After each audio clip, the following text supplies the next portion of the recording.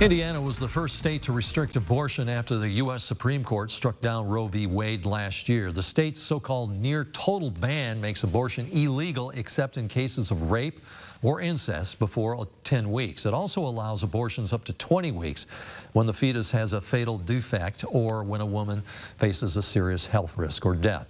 Until today, the enforcement of that law was halted by a temporary restraining order. Steve Brown has the story. Planned Parenthood and the other plaintiffs had argued that Section 1 of the Indiana Constitution recognizes the right of liberty and it extends to individual bodily autonomy. Marion County Judge Heather Welsh agreed and in September issued the restraining order. A challenge of that order landed the matter before the state's highest court.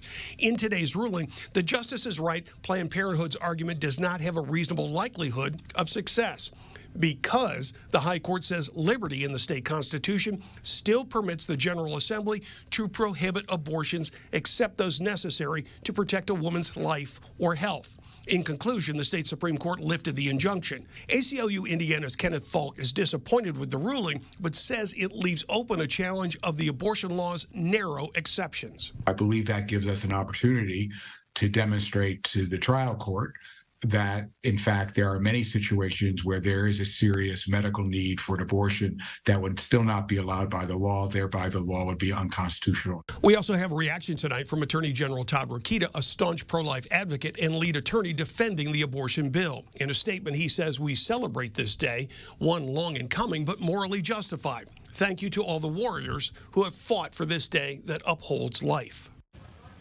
Now, there was still another injunction still in place against the abortion bill, but that's viewed as applying to a small number of plaintiffs in that case.